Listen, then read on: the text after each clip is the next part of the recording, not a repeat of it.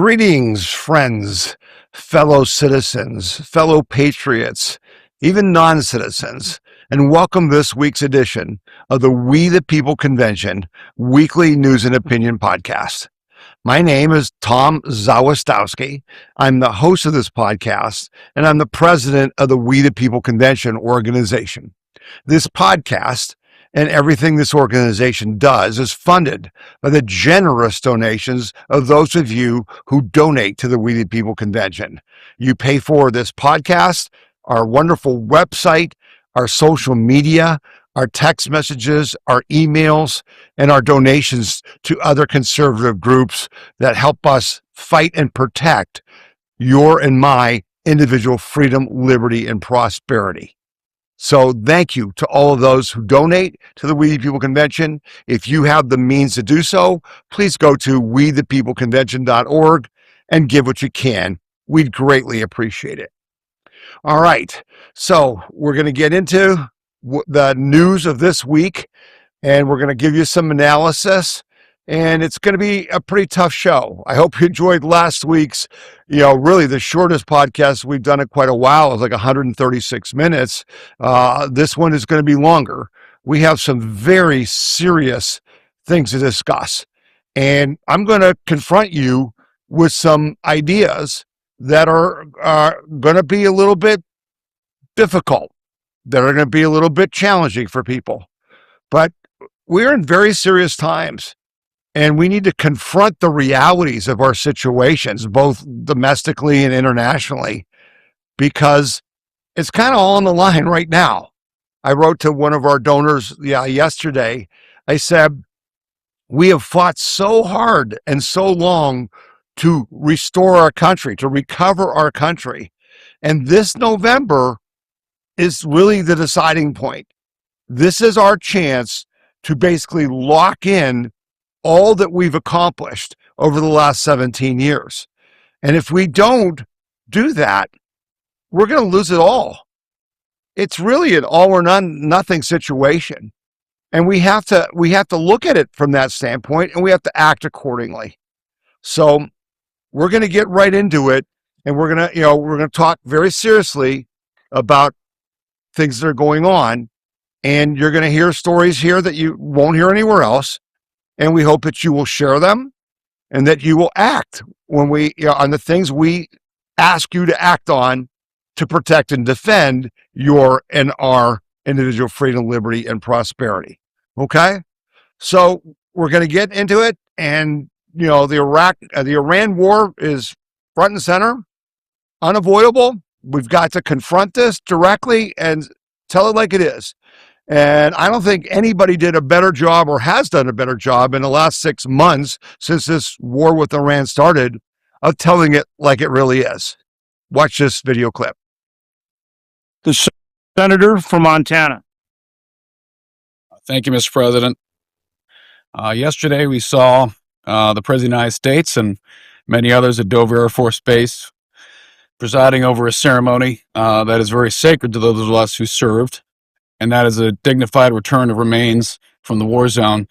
And that process happens beginning in the war zone through Dover to the hometown of our fallen heroes. I participated in many of those ceremonies myself, to include carrying friends of mine off the plane. One of those is on this bracelet. He was cut in half by an Iranian EFP. This regime that we are fighting does not care about our partisan politics. They don't care who you voted for, who you pray to, or where you live. They want to kill all of us. And they don't just say it, they actually do it. And they've been doing it for 47 years. This is a war of choice. The Democrats are correct. It's a war of choice that was begun by a radical, lunatic band of terrorists that took over a beautiful nation 47 years ago. Took it over with brutality, force, and savagery. And the second they took it over, they didn't free their people. They didn't unleash the largest oil reserves in the world to build schools and bridges. They took it over to murder their own people and to spread their disgusting ideology across the world. And that is exactly what they have been doing. They don't just say it and talk about it. You don't have to believe what they say. You can simply watch what they've done. They have attacked families, women, children, innocent people. They don't just attack them and kill them.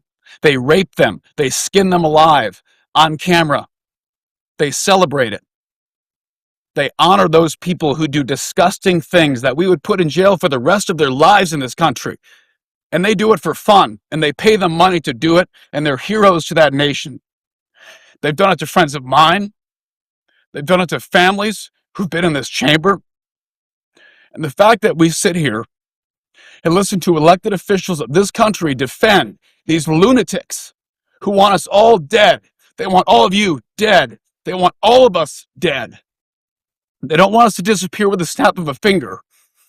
They want us to be raped, burned alive, and cut into pieces. Watch the video from October 7th. That's what they want to happen from Maine to San Diego, from Seattle to Miami. They want this country turned into a burning husk of its former self.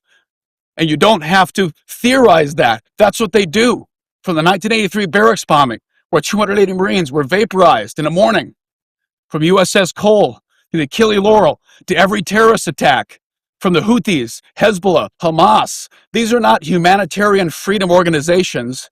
They are death-dealing cults, and they want all of us to die brutal deaths. William Buckley was abducted in 1985, an American military officer. He was skinned alive on camera by the Iranians. American prisoners of war who were captured. They were never called prisoners of war because they were captured by lunatic terrorists, so they were not subject to the Geneva Convention. They were captured and murdered. Power drills through their brains. This is in Iraq. These are families that have dealt with this, and they've never gotten a single dime. These families have never gotten restitution, and not a single president has ever stood up to them. Love Donald Trump or hate him. Love his policies, hate ICE, love ICE, whatever. There's never been a single president who has stood up to Iran and hit back. For 47 years, our troops and our families have been absorbing attack after attack after attack all over the world. And their radical ideology does not stop at the Persian Gulf. It doesn't stop at Tel Aviv.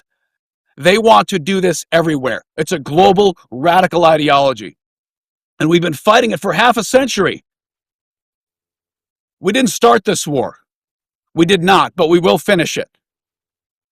And forever wars are not popular with anybody these days. Both sides of that, I love to attack our forever wars. And I can promise you, being someone overseas wearing the uniform, when you're fighting for your country, you don't care what party's in office, but you're fighting to defend your country. You turn on the news and see your elected officials stabbing you in the back, telling you that you're failing, that you've failed every goal of the war, is what I just heard. Last time I checked, we've wiped these bastards out. An occasional missile strike and boats in the straits, that's not military strength. Those are the flailings of a failing empire. Those are the flailings of a nation in collapse because they deserve it. So I encourage our colleagues on both sides of the aisle, whatever's politically convenient, whatever plays well on Twitter or Facebook, think about the people who are deployed right now, standing on that wall with a loaded weapon, who have volunteered to defend our country and our way of life. Because they are there defending us in a just war. Because we did not start a war with the Iranian Revolutionary Guard. They started it with us 47 years ago, and their attacks have gone unanswered for half a century. It's time to fix this problem and make sure another generation of Americans does not have to fight this murderous, savage adversary. Thank you, Mr. President. Pretty straightforward, right? First ask of the show. Will you play that clip? Will you send that by text, via email, post it on social media so that your fellow citizens can understand what this war is really about and why we must fight it and why we must win it? And that's not going to be hard. That's not going to be easy. It's never easy to defeat evil, right? I think that was about as much straightforward truth as you've heard from anyone. You need to share that with everyone, because we're going to fight this fight and we're going to win it. And we need to get ready for that. And we need to get our fellow citizens to understand why we're doing what we're doing. Because the media ain't going to do it. They sure aren't helping. And then you got politicians defending Iran. Yeah, that's great. Okay. So President Trump is all in, and he says he's weighing massive attacks on Iran. They haven't received enough pain yet, President Trump said, right? And on Thursday, he said it's considering an attack in the near future on Iran that would be larger than Operation Epic Fury, the campaign that started the war in February 28th and ended in April. I'm considering a massive attack bigger than ever before. I'm close to making a decision. We are all set for it. The Israeli military would join us in 2 minutes if I asked them to, Trump said, adding the United States doesn't need anybody to carry out a new operation against Iran.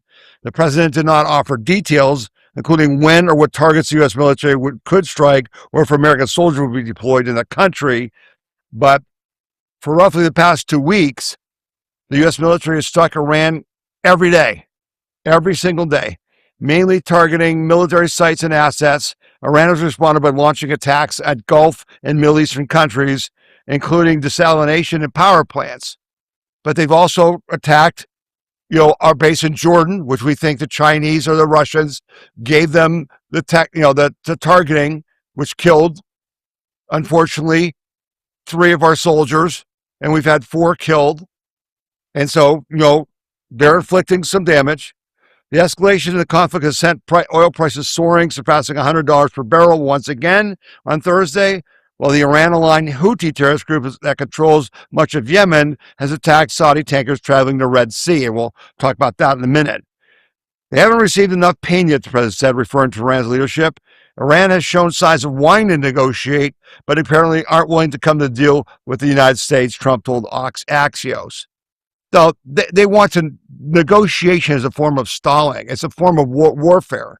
Negotiation to them is not what it is to us. Negotiation to us is an attempt to come to an end that both sides can agree to. Negotiations to them is to just buy time to rebuild military equipment and continue the fight. Trump's done. We're not negotiating. It's real simple. We're going to make you surrender. And you can tell, that it's getting real serious because we're starting to deploy weapons that we haven't used in months, right? B-1 bombers returned to Iran, signaling shift to heavier U.S. strikes. The B-1 Lancer heavy strategic bomber has returned to action over Iran, according to a report by Axios on Thursday morning. This marks the first use of the aircraft since the ceasefire took effect in early April. The report also confirms accounts circulating in recent days that strategic bombers had taken off from bases in Britain. Known as the Boon in the U.S. Air Force, the aircraft is one of the most powerful conventional weapons in the U.S. military arsenal. How powerful is it? U.S. Air Force defines the B-1 as a long-range, multi-role heavy bomber. It can carry the largest conventional weapons payload in the Air Force inventory, up to 75,000 pounds in one plane. The aircraft is equipped with variable swept wings, a blended wing body design, and 4 afterburner turbofan engines. Its maximum speed exceeds 900 miles per hour, approximately 900 miles per hour, reaching Mach 1.2 at sea level. Its intercontinental range allows it to take off from bases in the United States or from Diego Garcia in the Indian Ocean and strike anywhere in the Middle East without making an intermediate landing.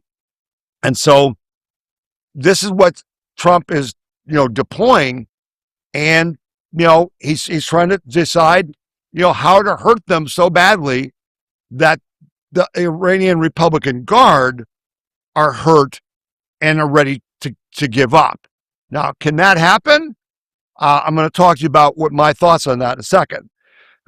The B-1 was designed to destroy fortified targets. Its deployment may indicate the United States has identified critical infrastructure, underground missile factories known as missile cities, and possibly sites linked to Iran's nuclear program. Such targets would differ from exposed above-ground sites attacked over the past week, including Iranian Revolutionary Guard bases, cruise missile storage facilities, and manufacturing plants. While fighter jets such as the F-15, F-35 carry out surgical strikes, deploying a heavy bomber may indicate the United States is preparing to shift towards use of overwhelming force. Okay? Well, one of the main targets that, we've talked about Karg Island, which is in, the Gulf, that is where it's like an island where all the onshore oil pipelines come, and then they load ships there. And that's the main economic driver for the country of Iran. Okay?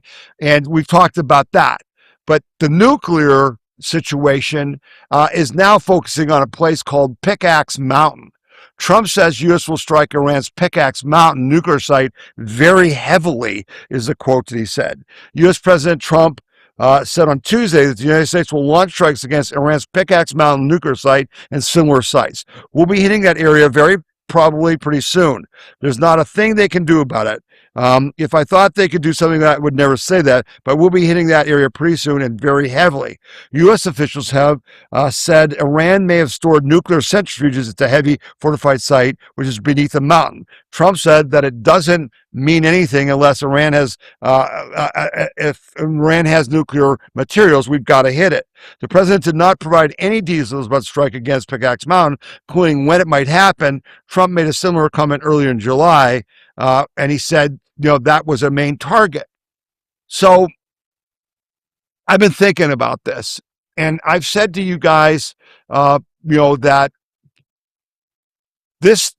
Iran, to me, is like Imperial Japan in World War II. Okay? In my mind, we saw this. The United States of America dropped 2 nuclear weapons on Japan to end the war, because if we didn't do that, estimates are we would have lost 1 million soldiers trying to invade Japan. Because why? Their cult about, loyalty to the emperor was so strong that they had kamikaze pilots who flew their planes into aircraft carriers and died for the emperor. We had, after World War II ended, Japanese soldiers still hiding out in caves 10, 15 years later, maybe longer, not giving up the war. If we had to invade Japan, we would have had grandmothers and mothers and children fighting us to the death. That's why we use a nuclear weapon. So now I'm looking at Iran, and I'm saying, how do you defeat an ideology that basically says we need to die to fulfill our religious beliefs? We either need to kill them or die. Now, you and I, we don't want to kill 90 million people. There's 94 million, I guess, in Iran, and about 4 million are Iranian Republican Guard, and maybe they need to be killed. That's a lot of people. So how do we do something that's dramatic enough to make a difference? Well, the Iranians, what's the problem here? Why are we even in this war? Because they were building nuclear weapons to use on Israel and on the United States. The great Satan and the little Satan. And they were building intercontinental ballistic missiles to deliver them. So we're trying to stop that. Well, they're the ones who want to use nuclear weapons. I think maybe we need to give them a taste of what that looks like. So I've been looking into the idea of using tactical nuclear weapons. Tactical nuclear weapons are different from strategic nuclear weapons. Unlike strategic nuclear weapons, which are designed to destroy large areas and population cities, like entire cities with one bomb, tactical nuclear weapons are intended for smaller, more immediate military objectives. They are often mounted on missiles, airdropped from planes, and they have far less, damage than conventional nuclear weapons. Unlike strategic nuclear weapons, tactical nuclear weapons have never been limited by arms control agreements between major powers like Moscow and Washington. So here's what I'm proposing. I think we should consider dropping a tactical nuclear weapon on Pickaxe Mountain and on Ferdor, where we think their uranium reserves are buried. Why would we do that? Well, first of all, you can scale these tactical nuclear weapons from, as large as the Hiroshima bomb to literally a fraction of that. Okay. And so it can have a devastating effect, like on that mountain, Pickaxe Mountain. But here's the other part. It would then have radiation there that would keep the Iranians from being able to even go there safely for decades. For decades. Now, I'm not saying that this has this is an easy thing to do, because the question would be, would Russia then say, we're going to use them against Ukraine? President Trump would have to make it very clear to Russia that if they did, that we would use them against them. Right? We would have to make it clear that this is a limited effort to neutralize the nuclear weapons program of Iran. You'd give them advance warning. You'd say, get everybody out of the area. This is going to happen. And you'd calculate the strength of that weapon to basically destroy the centrifuges and their nuclear materials, but then poison the area for a long time. And also show the Iranians what it's like. You want to use that in Israel? Yeah, see how you like it. Maybe you wouldn't develop nuclear weapons if you understood that. I know that's shocking to most of you, but literally, I think it's going to take something that dramatic, because otherwise, how many thousands, tens of thousands of American soldiers would have to die to end the threat from Iran? I'm not willing to make that sacrifice. I don't think you are. But are you willing to go this far? Is President Trump willing to go that far? I don't know. And now then we mentioned the Houthis, okay, are saying they're going to blockade the Red Sea, and they actually attack a couple tankers, right? Guess what? A tactical nuke would vaporize the Houthis. Vaporize them. So if you launch a tactical nuke and into Iran on Pickaxe Mountain and in Ferdor, where their nuclear stuff is, the Houthis would pack up and go away immediately. Problem solved. Straits of Hormuz would open up. I mean, they think Donald Trump is going to back down. This guy who got shot in the ear and was nearly killed stood up and said, fight, fight, fight. You think for 1 second he's not going to do whatever it takes to do what he's promised, to make sure Iran never, ever has a nuclear weapon? You think that's going to happen? Yeah. I don't. I think he's going to do whatever it takes. And I think we need to be ready to support that. And so this week, right, you saw, we're going to try to stop them. They voted, they voted, in the House for an end, for us to stop the war in Iran. It's an unjust war. Yeah, well, you heard Senator Tim Shealy from Montana explain why this war is just and why they're wrong. And they used the death of our soldiers to try to leverage this. And Trump put this chart out, and you all need to see this chart. It says, these are the real facts. Report them. These are people killed and how long American wars have lasted. All right? In the Vietnam War, it lasted for 19 years, and there were over 58,000 dead. In the Korean War, it lasted for 3 years. There were over 36,000 dead. In the Iraq War, it lasted for 9 years, and 4,800 of our soldiers were killed. The Afghan War lasted for 20 years, and 2,000 of our soldiers were killed. Trump's had 2 military conflicts. This one here in in Iran, it's been 4 months, and there have been a total of 18 dead. And he says, Venezuela war, 1 day, 0 dead. That's perspective. President Trump's not just throwing our sons and daughters and fathers and mothers and brothers and sisters into wars needlessly. He's serious, but he takes the lives of our military serious too. And so we're in it, and we're in it to win it. And while it's definitely become a lot harder than I had hoped it would be, I'm still behind it. And I hope you are still behind President Trump, because winning this war will change the world for the better. Not just the Middle East, the world for the better. And I hope that gives you some perspective. Okay? We'll be talking a lot about perspective in this week's podcast. So let's move on to the domestic.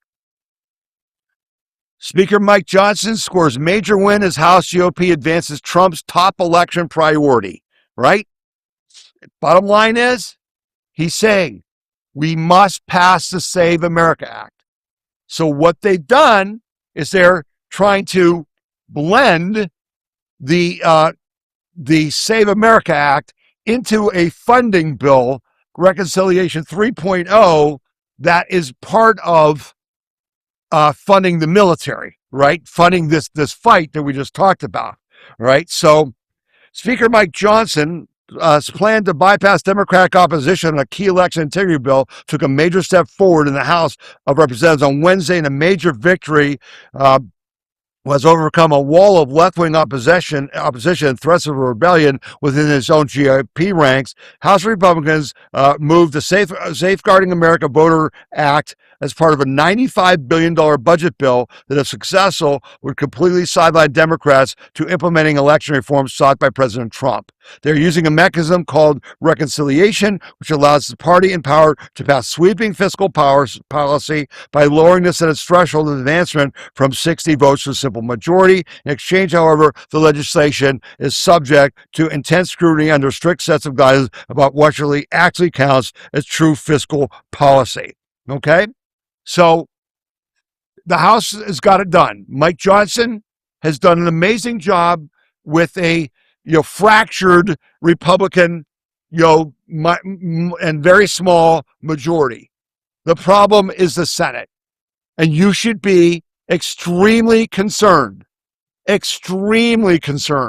about what's going on in the Senate, as I'll explain after this clip, because there are serious ramifications with what is playing out in the next 10 days or so. The Republicans are trying to make good on their legislative agenda by passing a batch of measures before their annual summer recess. This includes the Save America Act and even a plan to avoid a fall government shutdown.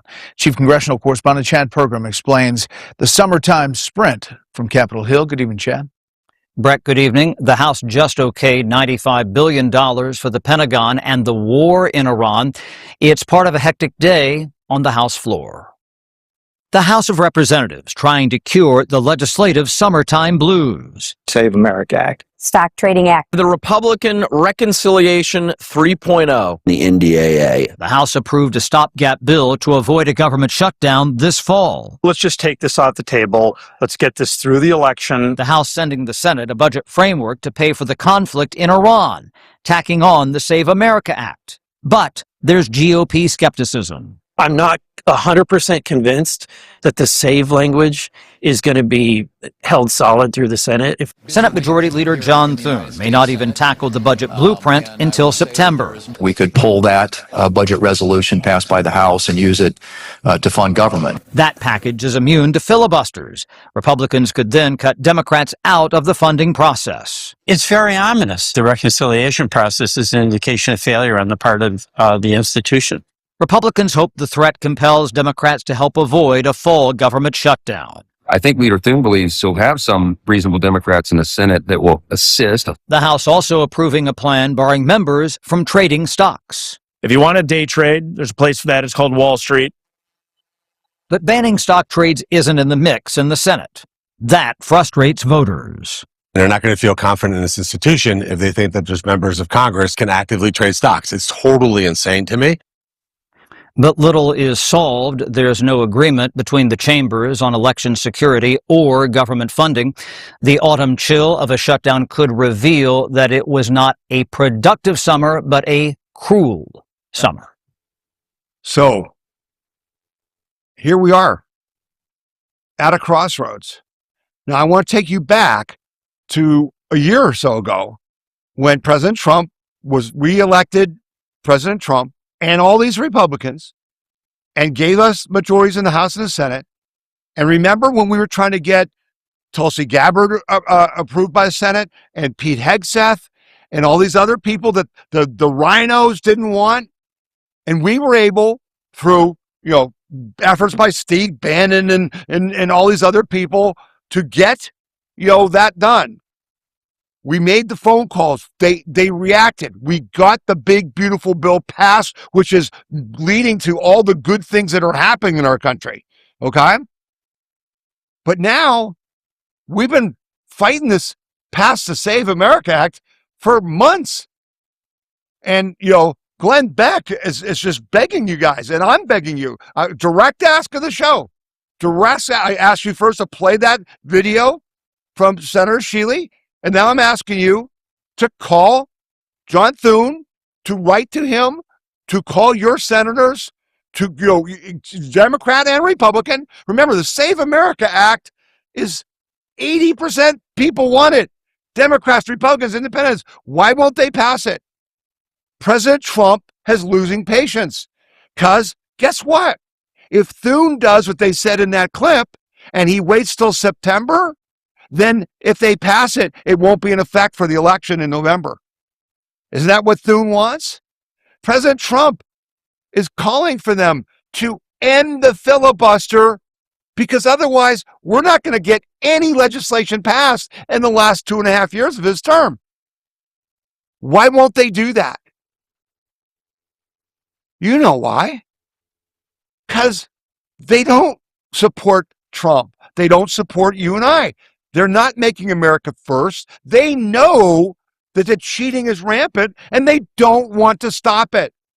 We have to force it. We have to force it. This week, I'm asking everyone who watches this podcast to every day, multiple times a day, call your senator, call Thune's office, and demand that they pass this reconciliation in the next 10 days before they go on another recess for August, don't you know? Folks, this is fundamental. It's clear as a bell, as you're going to see coming up. And we've had enough. People have had enough. Here's a poll that I put at the We the People convention, sent you a text or an email about that you need to look at. New poll shows Americans are fed up with broken government. 7 in 10 voters disapprove of congressional Democrats and Republicans. 7 of 10 people on both sides disapprove of our elected officials. How's that for a record? Remember, Jim Jordan wrote a book that just said, just do what you said you're going to do. The Republicans aren't doing anything they said they were going to do. They're not fixing the elections. They're not cutting spending. They're not controlling the fraud. That clip just showed, the House put a bill up to stop trading, insider trading by members of Congress, and the Senate isn't even going to bring it up. Oh, really? Really? So let me go over a little bit of this poll with you. You can read the whole thing at wethepeopleconvention.org, okay? Republican strategist Colin Reed and Fox News contributor Richard Fallow weigh in on the escalating midterm election battles as America's Newsroom anchor Bill Hemmer breaks down the power rankings for the House and the Senate. Several findings of the latest Fox News poll show voters are unhappy and want major change, which bodes well for Democrats in November. President Donald Trump's approval remains near a record low of 39%. More Democrats are motivated to vote. Republicans join Democrats and independents in rating the economy negatively. 4 in 10 voters want dramatic or revolutionary change. Plus, more view the GOP is tied to elites than the Democratic Party, which is hilarious since the Democratic Party is entirely funded by Chinese billionaires and others from Europe and stuff like that. More Democrats, 68%, say they are extremely motivated to vote in November than Republicans, 57%. By a 25% spread, get this, more MAGA Republicans, 66%, are extremely motivated than non-MAGA Republicans. So the people who don't want to vote are the people who are traditional Republicans or more traditional. If the election were today, 53% of voters would back the Democratic candidate in their House district and 46% the Republican. That 7-point edge is just out the poll's margin of error. So that's a big margin of error. Democrats were up by 5 points in April. Although these data look promising for Democrats, some of their support is less contested districts, padding their national total without adding House seats, said Republican pollster Darren Shaw, who conducts Fox News polls with Democrat Chris Anderson. The best estimates I see suggest that the GOP could retain the House even if the Democrats win nationally by 2 to 3 points. But if the Democrats win by 6 or 7 points, they probably take the House. Yeah, but with the Democrat socialist candidates being many of their candidates, that's going to skew it. They're going to lose a lot more than that, okay? Few more things on this poll. Democrats and Republicans have a surprisingly broad array of shared beliefs about politics today. Both think elected officials answer to elites. Both think the system is rigged. Both want to see new blood in office. Both feel betrayed by their party. Both disapprove of their members in Congress. And both want a mandatory retirement age for Congress. That's the state of our nation. That's the state of our government. Total dissatisfaction. Some 70% say the Republican Party is closely tied to elite interests, while 55% say the same about Democrats. There's disillusion in both parties. Many Democrats, 48%, and Republicans, 41%, say they feel betrayed by their party, and for both, it is primarily for selling out special interests. Perceptions the political system favors elites are reshaping views of the economy as well. The number who accept income inequality because that's how the economy works has fallen 16% compared to 2014, from 62% to 46%. At the same time, an increasing number, 65%, think the country's system is rigged in favor of the wealthy. Overall, 19% say they want revolutionary change in the nation's government, while others only want substantial change, 38%, or dramatic change. Okay? We're fed up. If we can't get them to pass issues that every American wants, then what are they going to pass? Nothing. And this garbage about the filibuster, remember, that's not in the Constitution. That's just a Senate rule that they agreed on. That's just, they can say, no, we're not doing that anymore. The parliamentarian, you can see that at We the People Convention. I've talked about the parliamentarian. These are the Republicans who are stopping us from getting our country back, from having fair elections. And, you got to act. We have to act this week. Will you do that? Because now's the time. Not later. now, this week. They can do this in the next 10 days. President Trump is pushing. We need to push too. Well, why? Well, this is convenient as hell because I covered it at WeThePeopleConvention.org. You can watch the president's speech about the election, theft documents that he's declassified that are showing treason, literally a shadow government where they withheld information from the president of the United States about China interfering in our elections. Okay? The evidence there, we're waiting for charges, and the media didn't cover it, and they poo-pooed it. Oh, there's no big problem with illegals voting. And so what comes out this week? Thousands of non-citizens registered to vote in New Jersey, governor says. A software error, she says, resulted in roughly 6,600 people who indicated they were not U.S. citizens being registered to vote in New Jersey. Wow. Doesn't that blow up their narrative? It sure did. And so, while she tried to put a happy face on it, New Jersey Governor Mikey Sherrill said a software error in the state's Motor Vehicle Commission system resulted in roughly 6,000 people who indicated they were not citizens being registered to vote. She said in the the individuals answered no when asked on a keypad whether they were U.S. citizens while applying for driver's licenses. According to the governor, preliminary analysis found that fewer than 400 individuals that were newly registered because they were voted. So not only did they register, 400 voted. But guess what? That's all a lie. Two ways is a lie.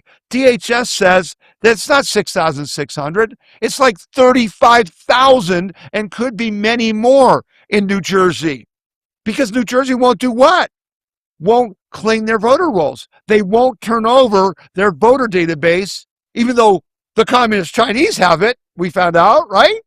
But no, you can't give that to the U.S. government to compare to the Social Security database and the HHS database of people who've become American citizens to get rid of the illegals. Can't do that, right? No. There's at least 35,000, if not more. And then guess what? She said it was an error, a software glitch. The company that provides the software for their motor vehicle registration said it's not a glitch. They knew exactly what was going on. It was intentional because it is intentional. They're cheating, have always been cheating. And if we could pass the Save America Act, and if you work hard to move a vote, get a Democrat to vote for it, we can stop this. We can get our country back. That's pretty big news. And it's not, one or two. It's 6,600. It's 400 votes. Oh, no, it's more than that. Okay? And then this came out this week, and I got some word that this really affected people at boards of elections. DHS Mullins warns of possible prosecutions for election officials over voter roll access. This is interesting. Homeland Security Secretary Mark Wayne Mullins threatened on Friday to prosecute election officials in states that don't participate in securing the elections ahead of the November midterms. Election officials who do not comply with administration directives to enhance security of voting machines and to share voter data with the federal government through the powerful systematic alien verification for entitlements computer program that would be subject to fines and even prison time, he said. If the states that choose not to participate with the SAVE program, this is not the same as the Save America Act, which is about proving you're a citizen when you register and showing a photo ID. This is a systematic alien verification entitlement computer program that is all known Americans. And your state voter database gets compared to that to identify who's not a citizen and therefore can't vote in federal elections by the Constitution. Okay? He's saying you got to do that. If states that choose not to participate with the SAVE program and they choose not to participate in securing elections, we make sure that they make those states a priority to look at who voted in their states and hold election officials accountable. The Trump administration will make it mandatory for states to undergo security enhancements of their voting machines and withhold grants or reimbursement to any states that do not do that. So we, the federal government, pays for a lot of this voting equipment. And they're saying, if you don't implement the patches on the election machines that we know are vulnerabilities, then we're not going to give you the money.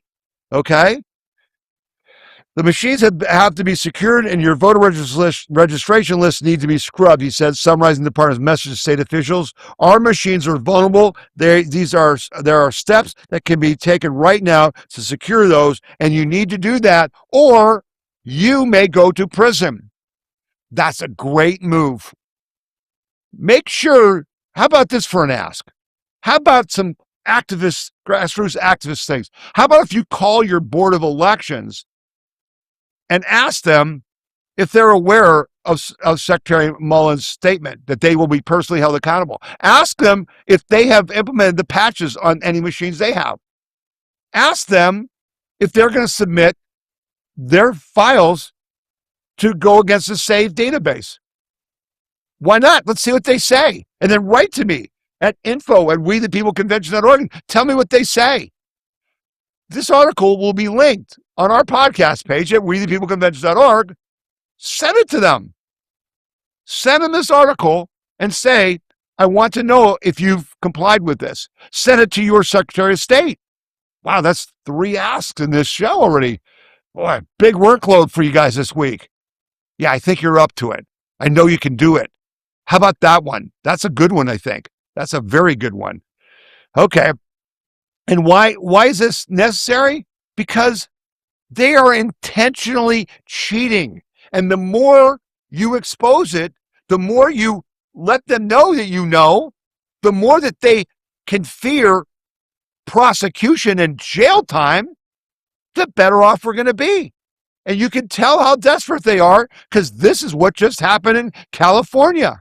Fury as Dems unleash rigging plot to kill voter ID in California.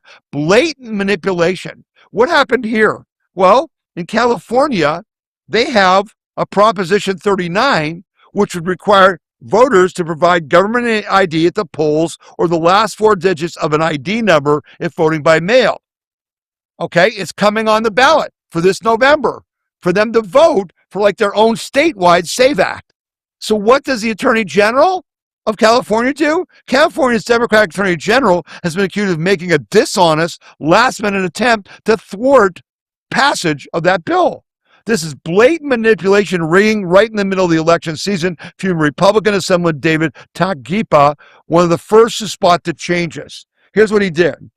In the Attorney General's original description, Prop 39 is a measure that establishes additional voter identification and citizenship verification requirements. That's the description of this bill. Vote for it, yes or no. Okay. However, the description revealed on Tuesday in the voter information guide is vastly different. Bonna now describes Prop 37 as a measure that prohibits citizens from voting unless they present government-issued identification. Right? So basically, he's changed the whole narrative to make it negative, right? Do you want to vote to prohibit citizens from voting in elections? Even if it's just because they can't provide an ID? A lot more people are going to say no to that. They're rigging their own propositions because they know that they can't win if they don't cheat because they haven't been winning anything, folks. It's a fraud. We should have more than 60 Republican senators. We should have 50-seat majority or more in the House if the real votes were counted. That's the truth. That's what we're hopefully going to find out come this November when we stop the cheating. That's how we get our country back. That's how we then get the ability to throw the freaking Republicans out who don't do what we ask them to do or what they promise to do. We got to fix it first. Then we got to destroy the Dems, right? We got to literally make the Democratic Party go the way of the Whigs. And we can do that this November. Okay? And then we go after the rhinos. And then we get our country back. That's the plan. Okay? So, the fraud just continues, but I wanted to drill down on that there is action being taken, but it's still frustrating. This is good news. 70th defendant pleads guilty in $250 million feeding our future fraud. This is just the Minnesota thing still carrying out, okay? But 70 people have pleaded guilty. They've not only been charged, they've been convicted, they're going to prison, and much of the money's been recovered. The 70th defendant has pleaded guilty to wire fraud in the $250 million fraud known as Feeding Our Future that stole money meant to feed hungry kids. Again, Abrashed Bixdul, 36, pleaded guilty to one count of wire fraud for his role in Feeding Our Future fraud scheme worth more than $330,000. Dole pleaded guilty on July 13th and faces a maximum statutory penalty of 20 years in prison. Sentencing will be done later. Okay, according to court documents, from March 2021 through December 2021, Cool and his co-conspirators submitted fraudulent reimbursement claims to Feeding Our Future on behalf of 2 Minnesota nonprofit organizations. Okay, although the nonprofits claim to be operating meal sites, okay, that were supposedly giving 40,000 meals per week, they weren't giving any meals. They were just taking the money and submitting the invoices. Okay, now also Ilhan Omar, right? The Somali House member, her sister filed a incorporation of her nonprofit, at the same time as these fraudsters. And so it's closing in. When is that person, Ilhan Omar, going to be arrested? And again, I don't want to just deport her to Somalia. I want her to serve prison time. Okay? I want her to serve prison time. The quote is, the guilty plea is another step toward restoring integrity through programs meant to support children and families, and it highlights the importance of strong interagency cooperation to stop the fraud and seek accountability for taxpayers, U.S. Attorney Daniel Rosen said. Again, I've said to you, and you need to fight this fight with me. It is not, that money didn't stop anybody who needed help from getting help. It was just stolen. And so the politicians want to keep this money to give to more of their buddies. It's got to be cut from the damn budget. You hear no politicians talking about that. You need to ask your House members, your state reps, when are you going to cut the money? Every dollar of fraud needs to be cut from the budget and given back to pay the deficit. That's not happening. Be aware. This is a shell game where they're saying we're doing good, but they're not. You want more proof of that? Man, this story just frosted me. U.S. government loses up to $521 billion annually to fraud as key JOI recommendations are still not implemented. I have said to you over and over again, the entire $38 trillion deficit that is on our plate is fraud. Because now we understand that these social welfare programs that the commies in government realized they could steal our hard-earned money and fund their overthrow of our government with this. It's fraud. So here they're saying $521 billion, that's $500 billion. Our annual deficit is like $2 trillion. It's more than that. They're not doing anything about it. Listen to this.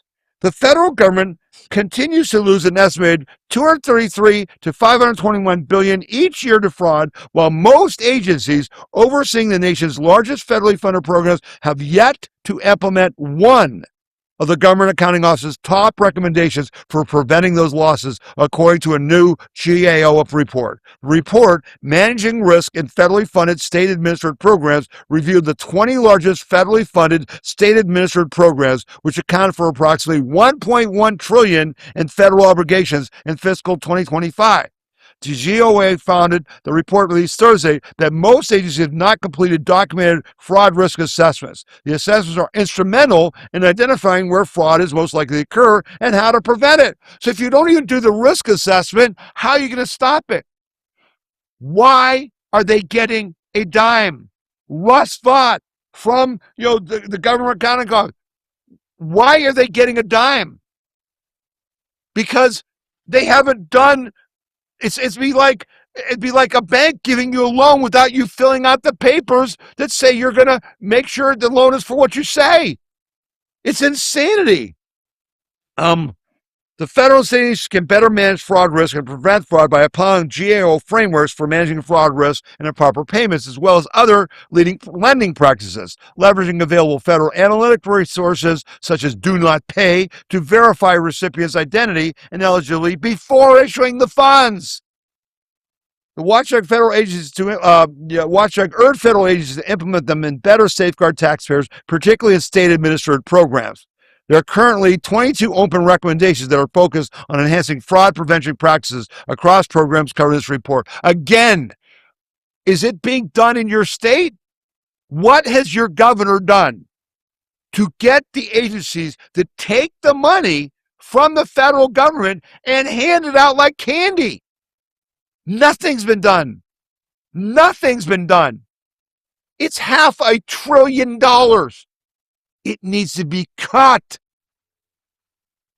And so RFK Jr., this is the right thing. He pauses Medicaid funds for fraud-riddled California and Minnesota. Trump Kennedy's Department of Health and Human Services has paused $1 billion in Medicaid funding for California and Minnesota, as the Democrats there have absolutely no intention of truly reforming their systems. There you go. If you don't follow the rules to stop this fraud, you can't get the money. It's real simple.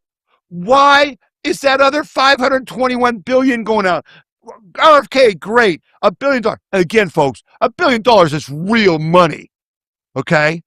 They throw it around like it's $10. It's a lot of money. And that's great. It's nowhere near enough. Nowhere near enough. Okay? And it's coming from illegals. I mean, that's the problem we're having. And so Trump is still fighting the fight. DHS imposes $84 billion in fines on over 100,000 illegal immigrants. Now, this struck me as an odd story. The Department of Homeland Security has issued a total of $84 billion in fines to 103,000 illegal aliens, charging them nearly $1,000 a day for their illegal presence in the United States. This marks a significant increase from April, when a total of $36 billion in fines were levied against 65,000 migrants.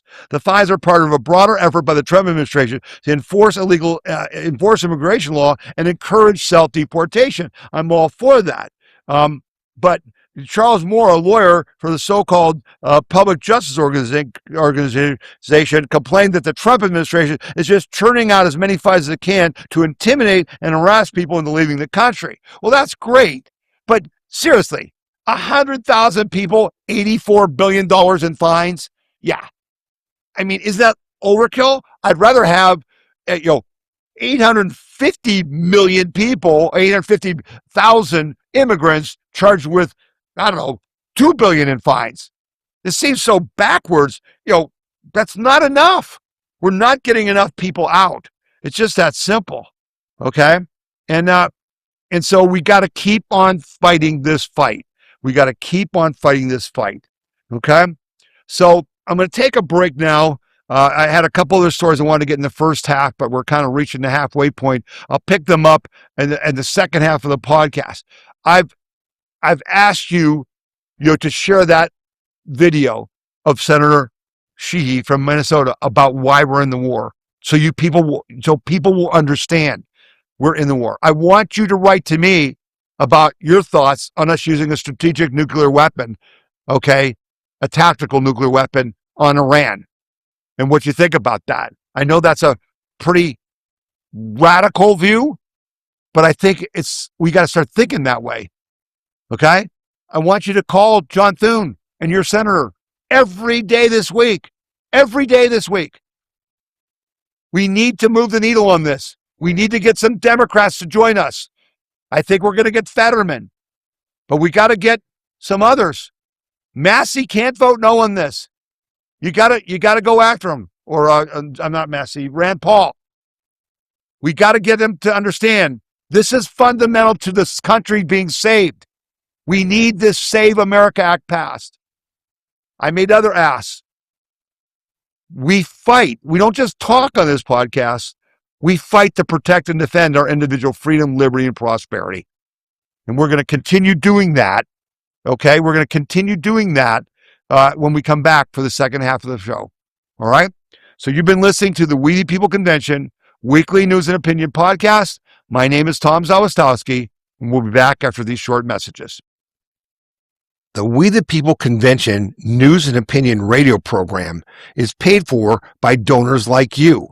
You can donate to the We the People Convention and support our cause by going to wethepeopleconvention.org or by sending your check in any amount to We the People Convention, P.O. Box 6211, Akron, Ohio 44312. When you're playing a video, including our podcast, you'll see this little cloud button. And if you click it, it'll actually download the video to your hard disk. And this works on our podcast page as well.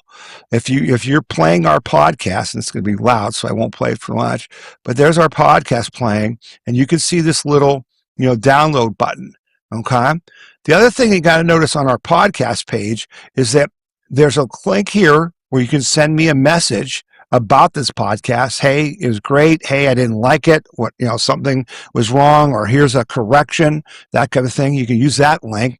And then these are the stories that I covered in this particular podcast. And you'll see there's links that go to the stories, to the articles that I used in reporting on that. So you can click on that. You'll also see that you can sign up for our emails and text messages, but you can also watch our podcast on Roku TV and on Amazon Fire TV. And these are the instructions for doing that. So this is all on our podcast page, right on the front page where the yellow button was. So if you click there, this is our podcast page. These are the instructions for watching on Roku TV or Amazon Fire. And I watch our podcast on TV. It just feels more comfortable. So you can do that. We're also on Rumble. If you go to Rumble, you should join Rumble. And it's Tom Z at WTPC. You'll see our podcast there. So you can get us a lot of different ways, including on Apple iTunes. And then this is an audio version of our podcast. If you click here, it'll just play the audio of the podcast. It will not, show you the video. So people can, listen to that while they're jogging or, working out, working in the yard, or just relaxing and just want to listen to the audio and not watch the video. And again, this is available on phone, on your iPad, on your laptop, on your computer, any way you want. And you can share this, whatever you see. If you're on a page that you really like, and you see an article that you think, geez, I've got to share this article, with someone in my family. You can send them an email by clicking on the little envelope. You can post it on Parler or MeWe. If you click on this, you get all kinds of options, where you can put it on Twitter or Facebook, whatever, which we don't support, but you can do whatever you want. So we ask that you share what you see on our We the People Convention site, and that you get more people to look at it, because that's the whole idea here, to help educate people, inform them. And then, as I said before, Link, we're not just about talk, we're about action. And in my podcast every week, which is published every Saturday, so if the new podcast usually comes out every Saturday, and in that podcast, I will ask you to do certain things that will help protect and defend your individual freedom, liberty, and prosperity. So that's the We the People Convention website. Come back often, use it to be informed, and share it with others. Thanks a lot. All right, and we're back with the second half of the podcast. I do want to say a couple things. Some of you were reporting last couple weeks that the podcast is buffering on our podcast page and in our phone app. And I spent all week trying to figure out what the heck's going on with that. We changed some things. The software that I use to record the podcast was updated. I suspect that was part of the problem. And so I think that might fix it. But if you have a problem watching the podcast on our podcast page, there's multiple things you can do. By Sunday morning, below the regular podcast is our chapters player. And many of you use a chapters player because you can look through the list of stories that I cover and then click and it goes right to the video for that story. Okay. Well, if you're getting buffering on our regular player, the chapters player didn't buffer.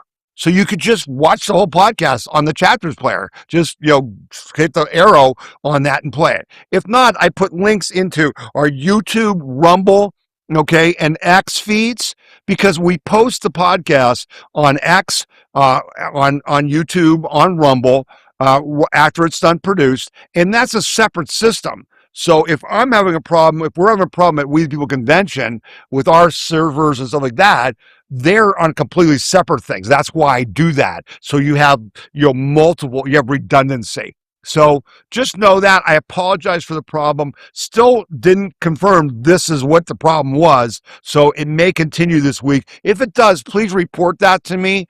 Okay. And particularly tell me what browser you're using and what operating system. I'm on a Mac or I'm on Android or whatever. Okay. But we'll work on that. So, just know that we recognize those problems and we want to, fix it. All right. Okay. So now we're going to continue with our podcast. And usually, as we usually do, we're going to, go into some international things. All right. And this is a very big story. And I want you to go watch this podcast. It's called Moonshots. And I posted this entire, video in our video section at wethepeopleconvention.org that says this changes everything. China's Sputnik moment. Something happened this week that when it says China's Sputnik moment, remember Sputnik was when Russia launched the first satellite and freaked America out because it showed they were ahead in the space program, and it galvanized our efforts to win the race to the moon. Well, this week, a Chinese open AI program, meaning it's open source, meaning you get the whole package. You can download on your computer and make changes to it, versus the closed proprietary things like OpenAI and Anthropic's Claude and Gemini from Google and all that stuff. Those are closed. All right. And you pay a fee to use them, but you aren't supposed to be able to access the source code. Well, the OpenAI called Kiwi beat the US large language models. And this was just rocked the whole world of AI, because Anthropic and OpenAI are looking to IPOs that were going to be $1 trillion IPOs this year. But because an open source system could nearly match or actually beat them in some instances on intelligence, they lost like 50% of their value. That's why the stock market's down.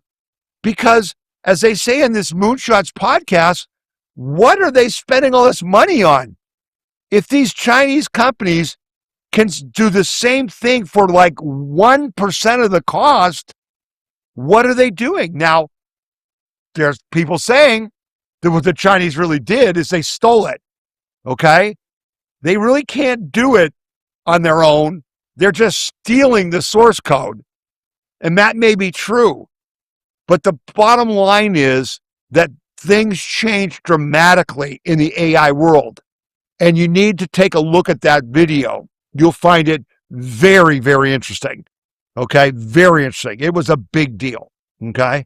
So that was China, again, our mortal enemy, stealing technology, most likely, to do what? To win the AI war. To do what?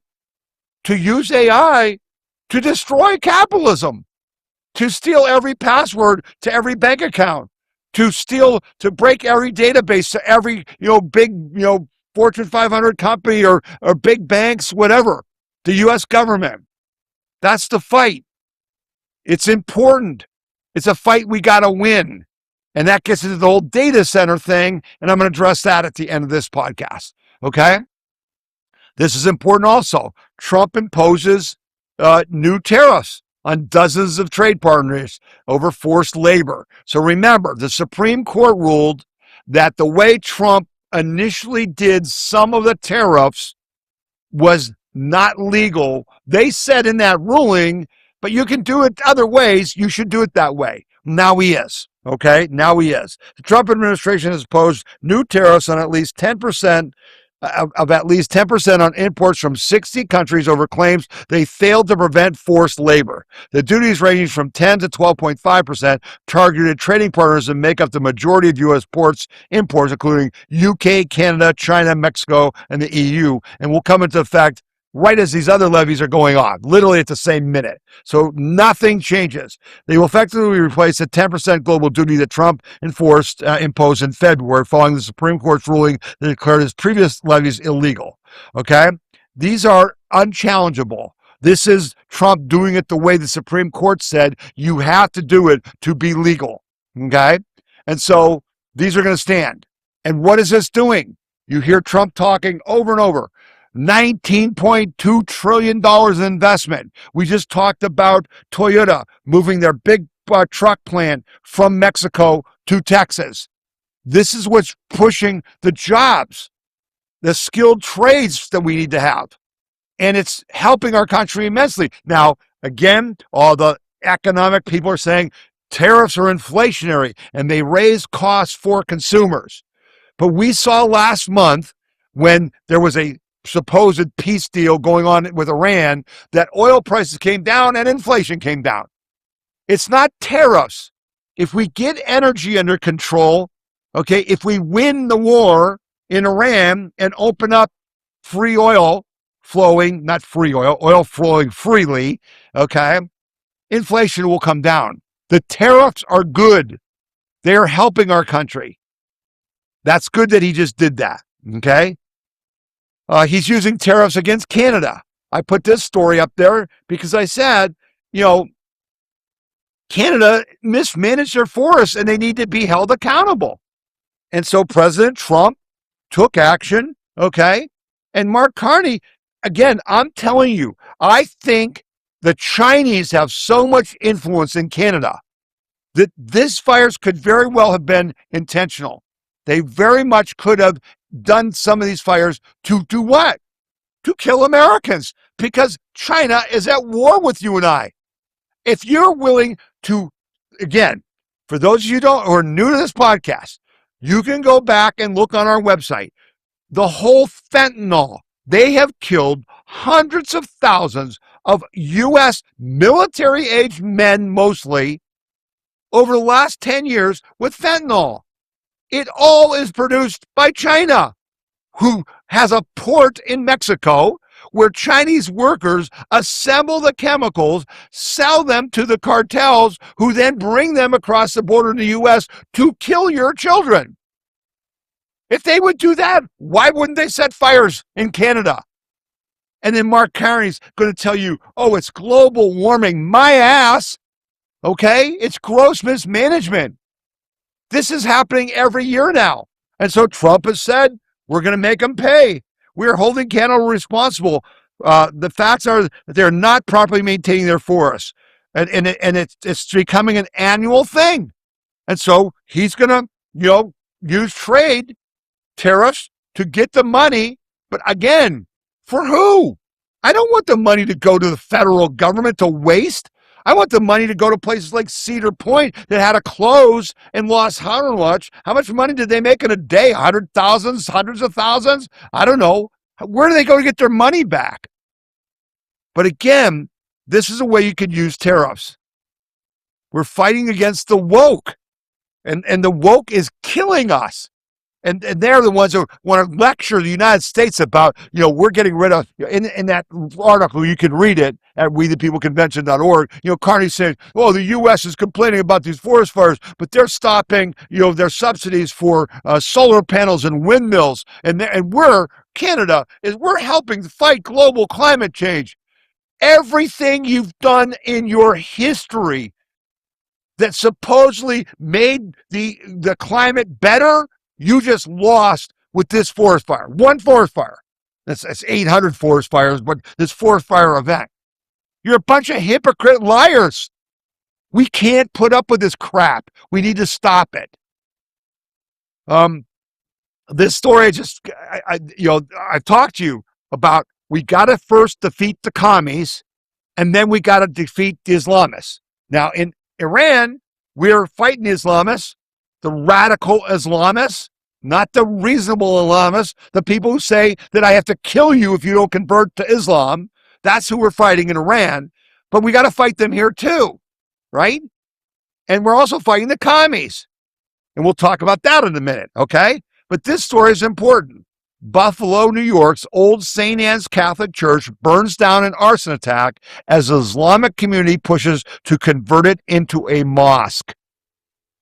Get that. The Islamic community buying this Catholic church that's closed to turn it into a mosque is an important signal from the Islamists that they're taking over your country. That's what this is.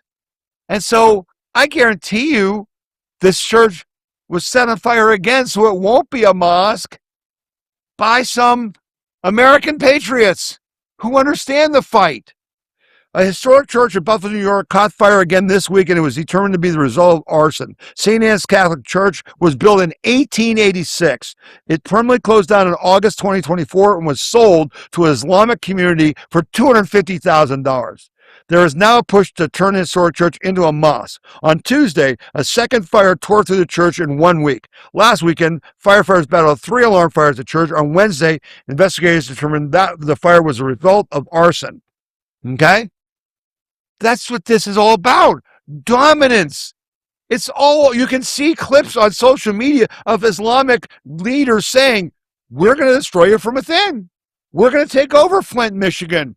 We're going to take over New York City. Okay? And they're doing it. They're doing it. And so we got to fight it. Now, is arson a way to fight it? No.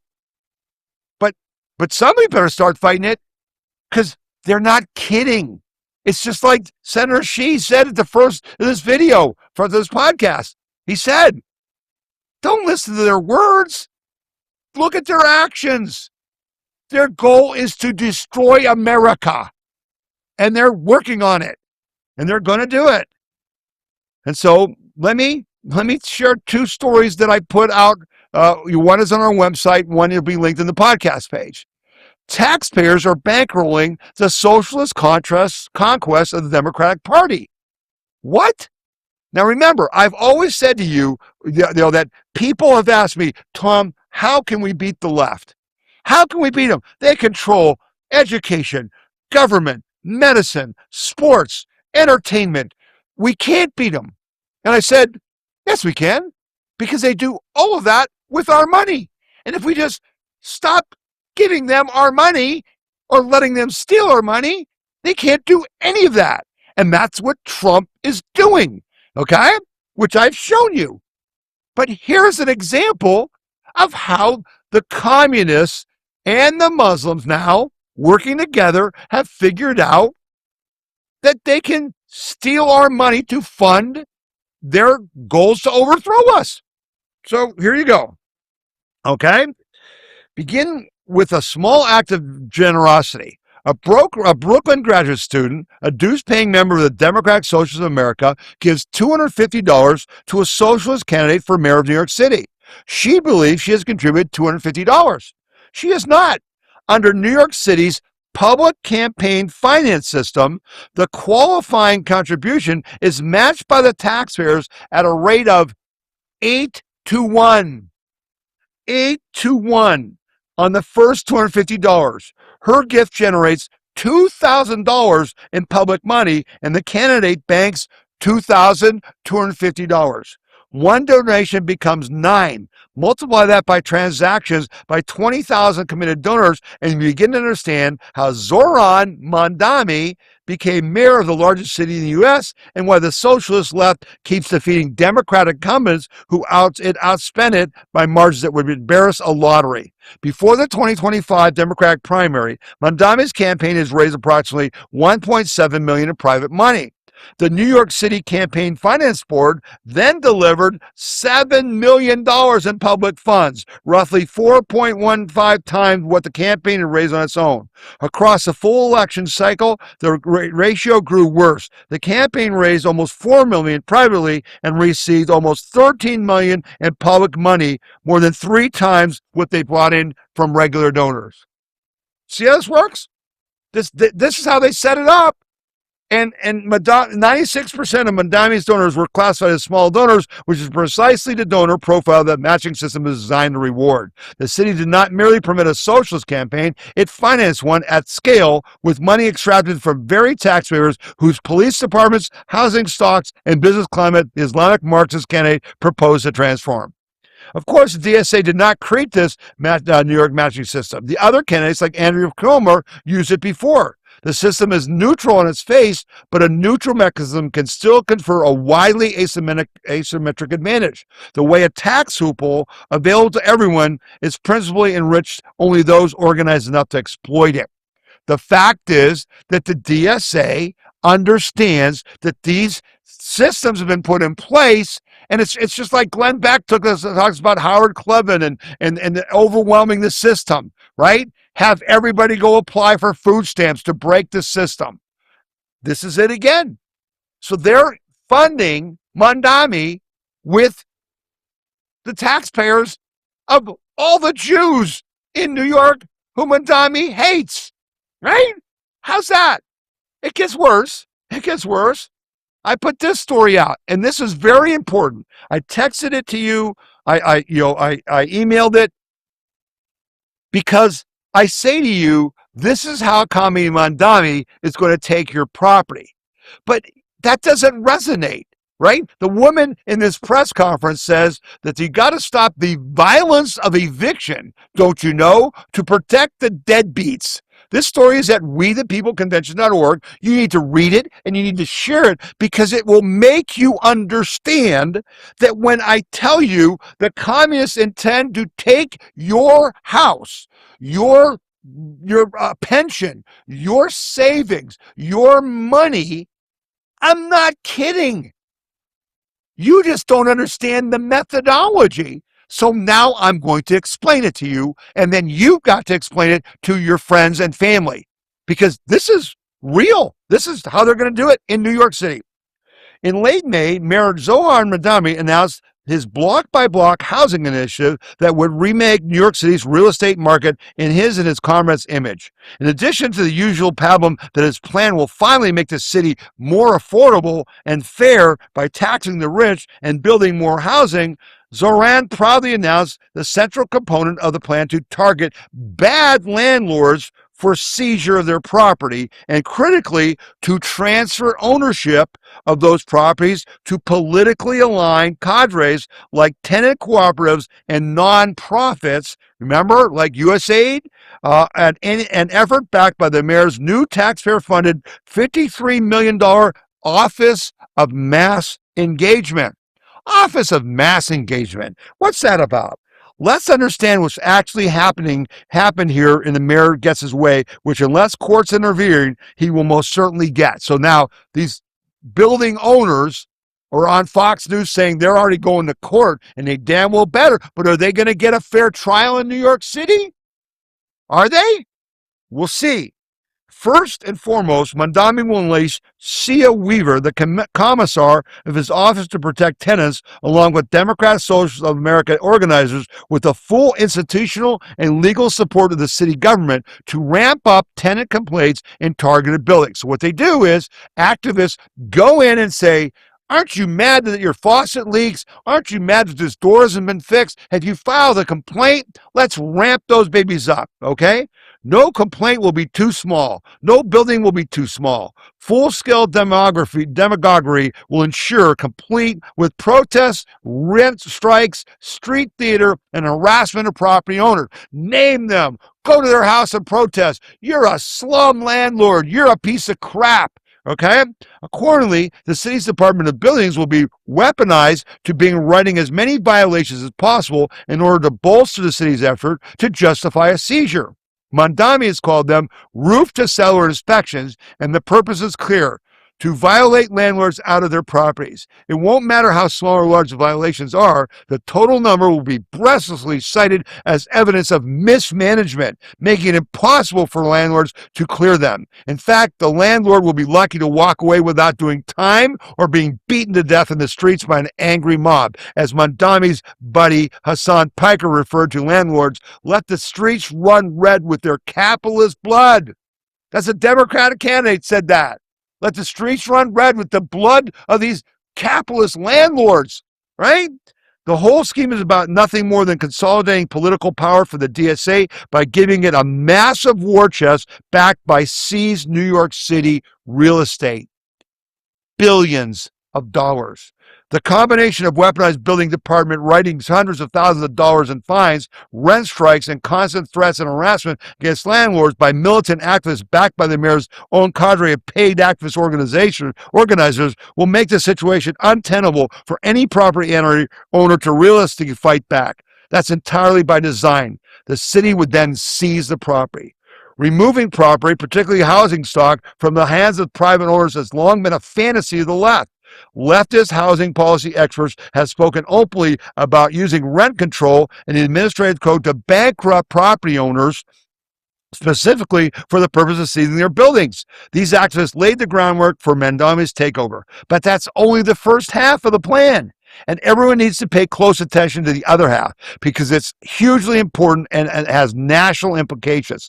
The seized properties will be transferred to ideologically and financial allies, namely the same nonprofit industrial complex that has funded the anti-ICE riots, the pro-Palestinian mobs, the No Kings rallies, and took over campuses that clogged New York City streets and harassed Jewish houses of worship on nearly daily basis, and those who elected Mondami. That is no small detail. This is, in fact, the whole point. Do you understand? Once they do this in New York and they have that money, they can, in New York City, they can start doing it in every other city. That's how you destroy the United States of America. What are we going to do? We need to arrest Mondami on the Logan Act charges for threatening to arrest Netanyahu. We need to deport him for lying on his bloody immigration papers. You got to fight these bastards. They're serious as a heart attack. They're serious as a heart attack. And that's, if you remember Mike Johnson's clip I played for you last week, this is a real threat. They're not playing games, and they will take your property. They will take your property if we don't stop them. Okay? All right, let's move on to some other things that are important to know. This is, again, education. We let the left take over our schools. I put this on X. Education unions should be illegal. They're communist fronts. They take the money from our property taxes to extract dues from teachers to fund who? Democrats, socialist candidates. How is that legal? Why are we paying for it? Okay? And what are we getting for that?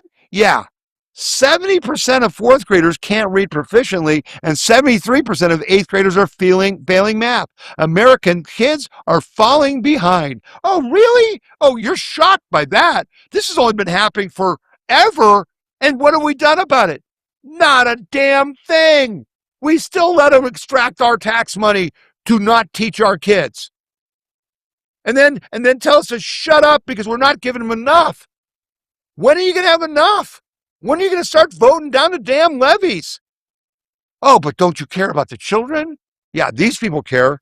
Early childhood is a crucial time for education. It's when children develop the cognitive and emotional ability to grow into successful adults and instill foundational skills to keep learning later in life. Schools are supposed to be a place for kids to grow and learn, but in the U.S., they're quickly becoming an emblem of America's child declining well-being.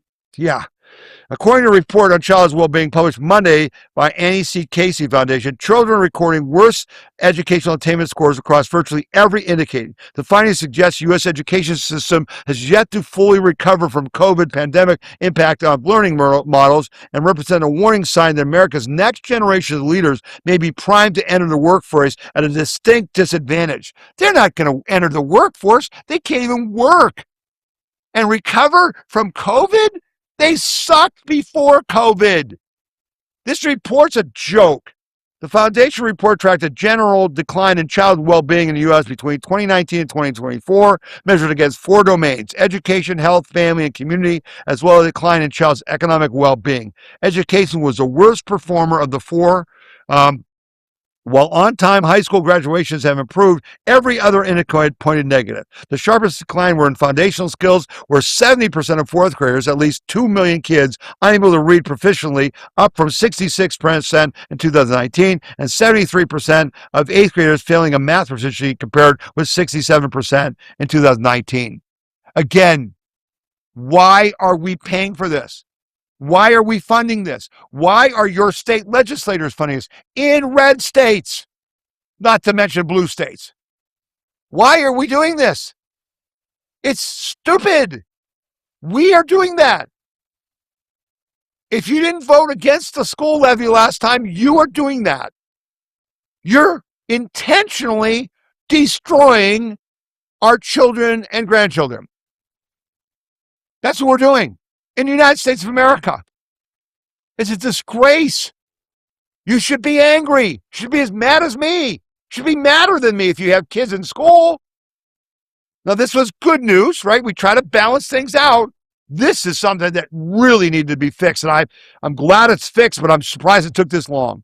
Trump administration ends Obama policies that force schools to discipline based on race. Do you remember when they implemented DEI and cultural CRT, okay, and all this crap into our schools?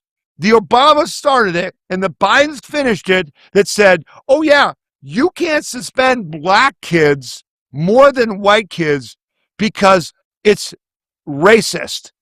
It's disproportionate. Except they were the kids that needed the discipline. And this was supposedly to help black kids, but it hurt black kids because they destroyed the classroom. And they did this for years. And you couldn't discipline them. Well, now that changed. The Department of Education announced Thursday that scrapping regulations the Obama administration weaponized to discipline students differentially based on their race. Responding to the Department of Justice move in December to eliminate disparate impact liability for Title VI of the Civil Rights Act, prohibiting discrimination on the basis of race, color, or national origin in federally funded programs, the Education Department is rescinding multiple disparate impact provisions from implementation of Title VI. Okay? And it's like I told you, schools were told that if 60% of the kids, attacking teachers or fighting in the halls or whatever are suspended, and they're only 24% of the population, you're breaking the law because you're being discriminatory based on race. That's bullcrap. It was a fiction of the left to do what? And again, who paid for this? China paid for this. This is all part of the commie plan to destroy America, destroy your family with trans. They paid for that. Chinese billionaires created the trans movement in the United States. Okay? It's all of this stuff was done to do what? Destroy your church, destroy your family, destroy your school, destroy your community, destroy our country. We are at war with communist China. This is part of it. And the Trump administration is fixing it. The ideology behind just impact-driven school discipline, that enforcement should be essentially equitable across demographics no matter what, just doesn't work. It ensures that education just is destroyed. And so before this change, schools would keep disciplinary data sets that track their enforcement along racial lines. In previous administrations, a school's data sheet showing enforcement against one race more than others would result in the threat of civil rights violations and fines from the federal government. They weaponized it. Commie Mandami was way before Commie Obama. Obama was a frickin' Marxist Muslim commie bastard. And they did this. And they said, if your school doesn't do it, even though you know it's wrong, we're going to shed the federal government after you. Yeah, but Trump's evil. Trump hasn't done anything, right? You're mad at Trump. Yeah. Why don't you write to Linda McMahon at the Education Department and thank her for doing this one thing? Pretty damn big thing. Okay. Moving along to some other things. This is a good story about how much more we need to fix. Our problem is real simple. Our government is way bigger than it should be.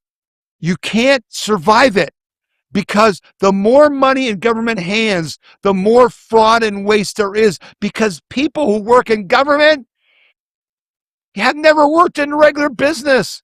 They don't know how to handle money. They can't even get a job in regular business. There are all these kids that went to school to get indoctrinated. And so the problem is, how do we claw it back? And, the Republicans who told us they're worried about the debt and the deficit haven't cut anything. And this is what you get. Just an example, small example, okay?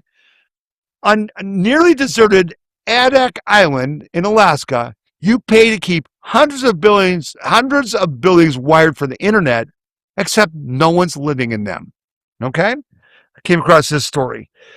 On an island in the Bering Sea, 1,200 miles from Anchorage, sits an abandoned house on an abandoned Navy base. There is no furniture, and the wind blows through the broken windows. The last people who live here moved away long ago. Yet a bright orange pipe with black fiber optic cable inside runs from the outer wall down into the surrounding soil. The cable was installed to connect the home to the internet after the base closed. It costs more than $340,000 per year to provide this building and hundreds of others on this island, all but a few of them empty, with internet access that no one on the island even uses because it sucks. The money being wasted is yours and mine. It comes from a fee added to nearly every American's phone bill as part of Federal Communications Commission's subsidy program intended to bring fast, affordable internet to remote towns. Now, again, this is how the game is played. Remember when you used to get your phone bill in the mail? And many of you still do. If you look there, you will see a fee on your bill every month for the Universal Service Fund. Okay? And it was originally intended way back before the internet to give phone service to farms because it was cost inefficient for a phone company to run a phone line 2 miles to that farmhouse. But they felt to make it equal for citizens to have at least basic communications, that if we did a small fee of a few cents on everyone's phone bill, we could subsidize that stuff. And then that turned into subsidizing wireless, and that turned into subsidizing internet. Okay, and now it's no small fee. Oh, but you know what happens is, if you will just sign up to go paperless on your bill, we'll cut $5 a month off your bill. And guess what? You never read that bill that comes on your email. You just have it automatically deducted from your phone bill. So you never see the universal fee. And the fee just goes on and on and on and on. Okay? That's the game. That no one of our elected officials says, that's the game. Let's stop that. Right? They never do that. Why not? That should be their job, to protect your and my money. Right? So reporting this year by Anchorage Daily News and ProPublica found that the multi-billion-dollar Universal Service Fund pays for what often amounts to slow internet access for customers who actually no longer use it. The FCC keeps the money flowing to telecom companies regardless of their owners' track records. It kept paying a Fairbanks company to provide internet service while its owner served prison time for tax evasion. The government kept paying Alaska's largest telecom, GCI, even after it signed a settlement for alleged fraud related to the subsidy. The settlement said it was neither an admission of guilt by GCI nor a concession by the Justice Department that the claims were not well-funded. Yet few places make the federal government failure to safeguard this money more obvious than Attic Island, where there's literally no one living there, and we can't cut off the internet and save $340,000 a year. That's the state of our country. That's the state of a failed country. That's why you fight locally to stop this. Okay? Now, this is, again, good and bad. Try to keep it balanced. Try to keep myself balanced. This is a good story. FCC to unleash an economic boom thanks to Trump tax bill. Thanks to the big, beautiful bill that I talked to you about earlier in this podcast that we fought to get the Republicans to pass who didn't want to pass it. And J.D. Vance had to come in and be the deciding vote, which he needs to do again on the SAVE Act. Okay? Which is why you're going to call Thune's office and your senators, both Democrat and Republican, every day this week. Okay? But we did this. We got them to pass this. And now they want a pat on the back for doing what we did. Okay? The Federal Communications Commission is wasting no time unleashing the spectrum made available by President Trump's one big, beautiful bill. Wasting no time. It was passed last year. They've taken a year to do this. Chairman Brendan Carr announced the agency is preparing to auction 160 megahertz of upper C-band spectrum, one of the largest blocks of mid-band spectrum ever brought to market, and he's doing it faster than anyone expected. Yeah, except it's still not fast. Restoring the FCC's authority to auction spectrum licenses to private sector was one of the many fantastic provisions of the big, beautiful bill that went largely unnoticed, but has massive positive economic implications. Well, what are those? Chairman Carr is making more spectrum available at auctions, exactly the kind of pro-growth action businesses have been waiting for, enabling the U.S. to expand 5G and soon 6G technology while ensuring American dominance in internet and artificial intelligence. This auction is projected to generate over $400 billion in economic activity and support about 2.5 million American jobs, according to industry estimates. It will accomplish that by moving spectrum that was largely being wasted by government agencies into private hands in the fairest and most efficient way by auctioning it off the highest bidder. The FCC spectrum auction has generated more than $233 billion for U.S. Treasury, but the auction stalled for years when the authority lapsed before the big, beautiful bill restored it. So for the Biden years, they stopped the FCC from auctioning off spectrum, which when it goes to the Treasury, there's no cost to it. It's the airwaves. But there are airwaves, they're the public airwaves, and so companies pay to use it. We need that money. Private companies bid millions in a win-win for taxpayers, companies, their employees, and ultimately the customer. Spectrum is the lifeblood of the wireless spectrum, which has become one of the great success stories of the American economy. The real cost of wireless services have fallen by more than 41% over the past decade. You and I have seen that, while Americans are getting faster speeds, more data, and paying less due to more supply and competition. Making more spectrum available will help companies extend reliable wireless service to more Americans. Expanding 5G home broadband competition to nearly 440,000 additional households and give consumers another option to compete with cable. That's a good thing. Competition is capitalism is a good thing. The auction can't come soon enough. Now get this. We trail foreign competitors in terms of licensed mid-band availability by an average of 250 megahertz. Now he's auctioning off 160 megahertz, okay? And other countries aren't standing still. Europe plans to make an additional 700 megahertz available in short order, while China plans to license 1,660 megahertz for commercial use, and we're only doing 160 megahertz. Why? We're holding back technology. There's all kinds of things that could use that bandwidth to make your life better and make products better, cheaper, and faster. But at least he's doing this, and that's a good thing. Okay? At least it's a good thing. Okay? You may have seen, this is not a good thing, the testimony, on Capitol Hill by the woman that runs the Smithsonian. The woke left captures the Smithsonian. America needs a patriot to take it back. I covered this story when Trump released that 162-page report that shows how the Smithsonian Institution is literally been captured by the left and is doing nothing but trashing America. That's what they're doing. Okay? So Smithsonian National History Museum Director Thea Hartig was confronted by Republican congressional members over the museum advancing a political ideology. Contrary to what some of the right may believe, we are not winning the war against DI placements and promotions, and we are not winning the war against the greater woke ideology. Both have been placed in hibernation by a far left playing the long game. Actually, the game may not turn out to be that long at all. Many in the left are playing to double and triple on the woke game plan should the Democrats take part or all of Congress in November and the White House in 2028. That's what's at stake, okay? Should we need a recent reminder of how insidious embedded DI appointments combined with the woke theology can be, I encourage you to watch the smug and condescending testimony given by National Museum of American History Director Thea Hartig in response to a number of sane and pragmatic questions asked by her by Congressman Brennan Gill of Texas. While Gill put on a master class of exposing merit and nation-destroying wokeism, I can assure you that the seemingly self-righteous and arrogant Hartig was mentally drumming her fingers of thinking, we are just going to wait you and Trump out and then reinstall all of this across every institution. And that's the will do.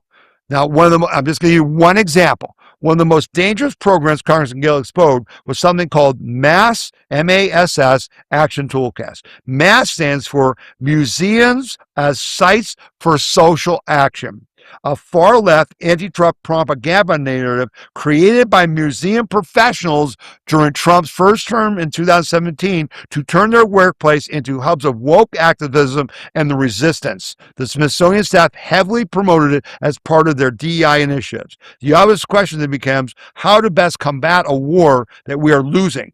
First, acknowledge we're losing. Next, see the strategy of the left for what it is. They are playing the wait you out game.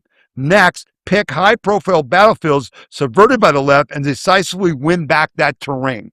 And with that strategy in mind, I can think of no better place than the Smithsonian. The greater museum of the American people has been deeply infiltrated by the left. They have year by year, step by step, turned into a toxic cauldron of social justice. President Trump has the power to help reverse that. Now, this surprised me. He says, while he can't directly appoint someone the head of the Smithsonian, he can exert sustained pressure on the 17-member board of regents to make it happen.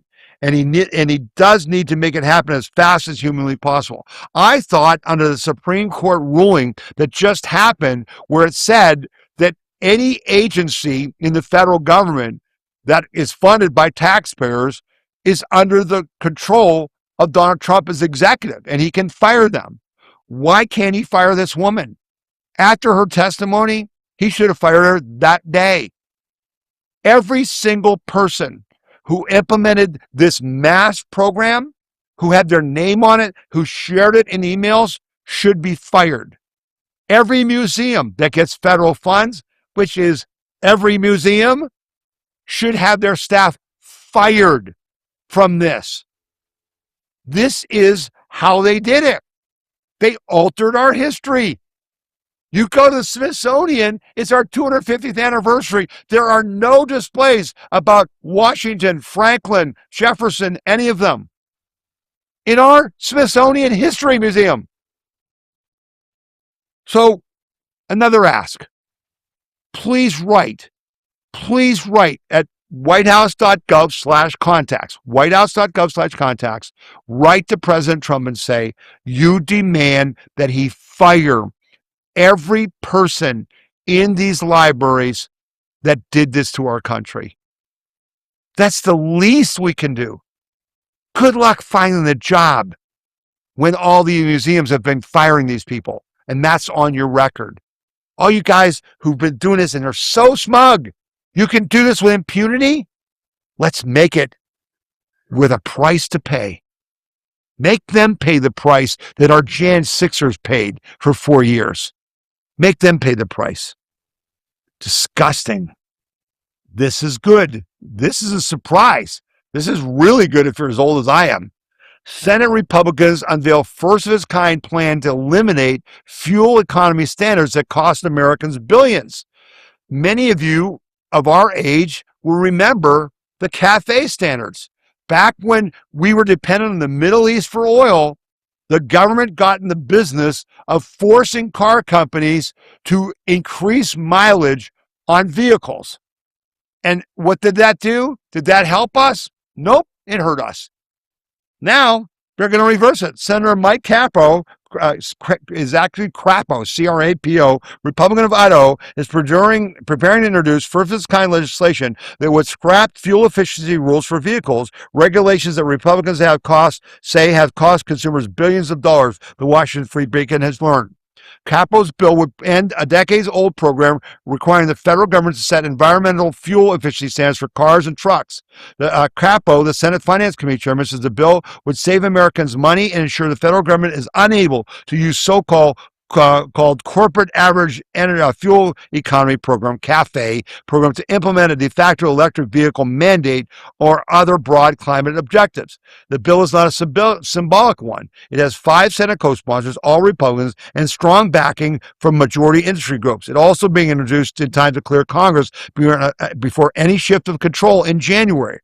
The Biden administration finalized CAFE standards in 2024 that would have doubled fuel efficiency requirements in new cars, something automakers said was unachievable, costly, and designed to incentivize purchases of expensive electric vehicles. Last year, President Trump reset those standards, and now he's moving to eliminate it. Now get this, okay?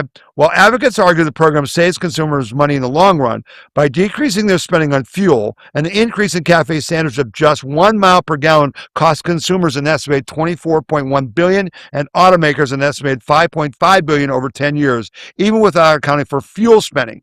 According to a 2022 report from right-leaning Mackinac Center for Public Policy, that's because higher fuel efficiency creates higher compliance costs that automakers pass on to consumers. Okay, so let me just there's an analysis here that I think will put in perspective. According to Federal Reserve data, following the introduction of CAFE standards on fuel economy in 1975, so this has gone on for 50 years, an average price of a new car rapidly increased. In 1975, the average price of a new car was $5,000 approximately, according to the data tracked by them, equivalent to roughly $31,000 or $32,000 in 2026. So if you adjust for inflation, it was $32,000. After they did the CAFE standards, the car price now sits at $50,000. We're paying $50,000 for them to make cars more fuel efficient when the whole reason for doing that, which was Middle Eastern oil controlling the cost of fuel for America, is gone. It's gone. You don't need these standards at all. It would reduce our costs from a $50,000 car to a $32,000 car. $18,000 freaking dollars. That's good government. You guys in Idaho, write to this guy. Say thank you.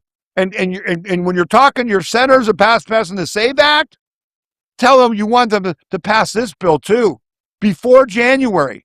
So this is dead because this thing would go in effect in 2029. There would be no gas standards on cars. Wow. Do it. Make the call. Right? Congratulate him. Get others to join him. This was good news and not surprising. Okay? Jim Jordan criminally refers Jack Smith to DOJ for prosecution. This is long overdue. In a letter to Acting Attorney General Todd Blank, Chairman Jordan said Jack Smith's testimony to Congress included false statements designed to obstruct the committee's oversight. Former Biden special counsel Jack Smith could face potential criminal prosecutions after Republicans accused the ex-prosecutor of misleading Congress. All individuals have an obligation to comply with it and a duly authorized congressional inquiry. Mr. Smith, a former public servant, is no different. Yet his testimony included intentionally false statements designed to obstruct the committee's oversight. His conduct can only be understood as an effort to thwart the committee's inquiry by intentionally making false statements and representation before Congress. So he sends this to the DOJ to prosecute Jack Smith for lying to them. What about treason? What about falsely trying to imprison a former president of the United States, right? So good job, Jim Jordan. They got the goods. The DOJ certainly can act on this. But can you get a conviction in D.C.? Yeah, good question. That's a real problem, isn't it? We'll have to see. We'll have to see. This was also good news by Congressman Gill, who was doing the Smithsonian thing. He has decided to move to end the American Bar Association's role in accrediting law schools after explosive DEI hearing. They had the head of the American Bar Association testify in front of Congress, and they're basically the ones have those judges that we can't get a real ruling on because they're woke people. They all came from the law schools that the woke ABA had put DEI standards in. And he's now saying we're going to make it so the American Bar Association has nothing to do with accrediting law schools. Okay? What was his statement at the end? He said, Gill argued that such DEI mandates illegally discriminate against certain students and potentially undercut excellence in the legal profession. I think that the thing that was most clear from this hearing, more than anything else, was that the ABA and its presidents are utterly unable to defend any of their DEI practices. They have an enormous amount of influence on law schools across the country, influence over their admissions policies, where the ABA has been promoting DEI and all kinds of diversity mandates. They have an influence over law schools' curriculum, where they've begun pushing all kinds of left-wing nonsense, and they have also have a continuing legal education that they make their members go through, which is infused with some of the most far-left ideology as you can imagine. Yeah, our lawyers stink because they're all lefties, and if you want to be a lawyer, you have to sign on, right? And that's why you have Ketanji Brown, who is grossly unqualified to be on the Supreme Court, who can't even tell if she's a woman or not because she's not a doctor, right? We got to gut these damn things. This is subversion. DEI is a communist plan. Way to go, Congressman Gill. Keep it up. Let's do that. Here's some more good news. Navratilova, sports legend and gay activist, applauds shift in mandatory genetic testing in women's tennis. Okay? This is something that's long overdue. Tennis journalist Ben Rothenberg broke major news that the Women's Tennis Association has introduced a new eligibility policy that will require all players to undergo genetic sex testing in order to maintain their right to compete in the World Tennis Association. Okay? This represents a major change from the WTA's previous inclusive policy. Until now, transgender women were technically eligible to compete as long as they met the organization's requirement, including maintaining the required low testosterone levels through regular monitoring. The reported introduction of mandatory genetic testing would change the way eligibility is determined, with athletes who are found to have certain genetic markers associated with male biology becoming ineligible to compete. The screening, now get this, would primarily focus on identifying the presence of the SRY gene, a genetic marker associated with male development. Because an individual's genetic makeup does not change, don't you know? Once they're in their lifetime, players would only be required to complete the check one time. Every sport should have this, right?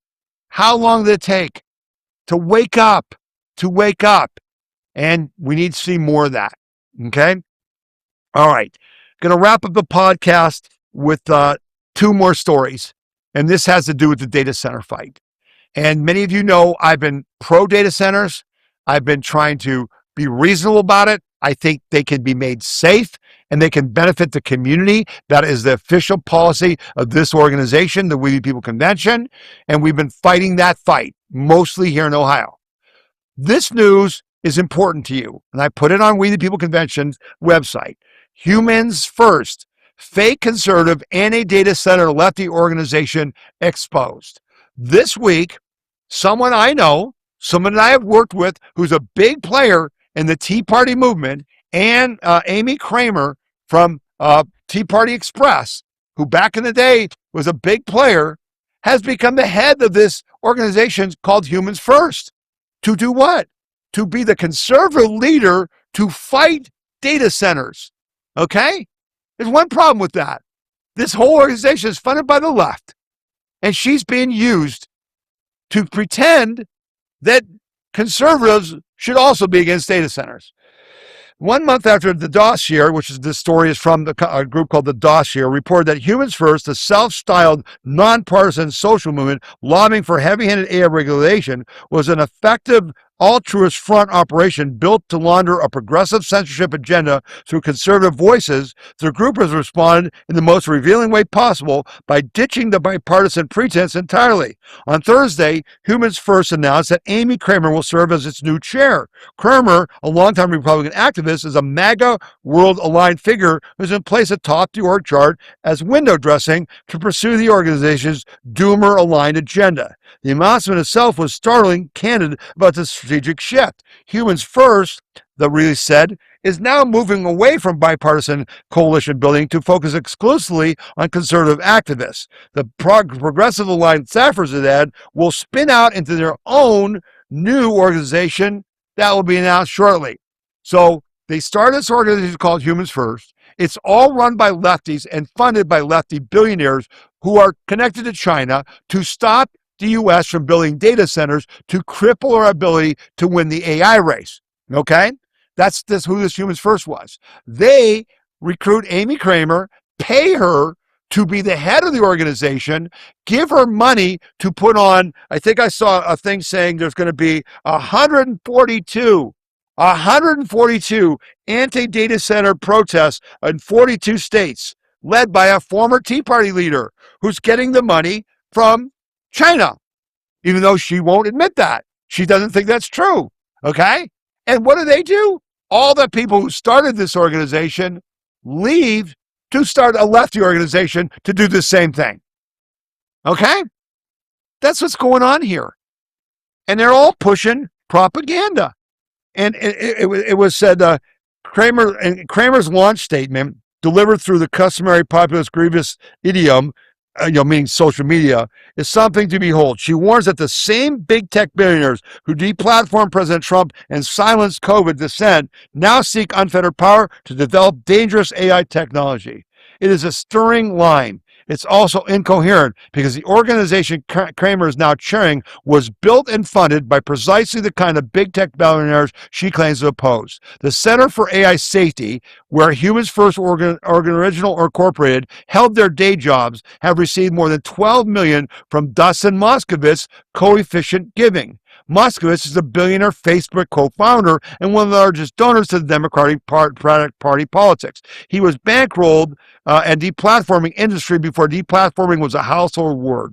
For longtime readers of the dossier, you may also recall that Moskovitz bankrolled Event 201 through their open philanthropy organization, the high-profile coronavirus simulation that took place mere months before they reported the outbreak began. Remember when Fauci and those guys and Bill Gates held a mock program of a global pandemic and how they would handle it months before, and they said it was highly likely that during Trump's first term that this would happen, there would be a global outbreak of what became COVID, right? And it happened. Guess who financed that? The same people who are financing Amy Kramer to tell you that data centers are bad. That clear enough? Do you understand what's going on here? So let's try to get some perspective. And for perspective, I'm going to play the whole copy of this Mike Rowe interview with Brian Kilmeade from last Sunday night, where Mike Rowe kind of talks common sense to you and me. I'm going to play the whole thing here. It's on our website. You can watch it there. And so the podcast is going to go a little bit long, but I thought it was important to play this. Here you go.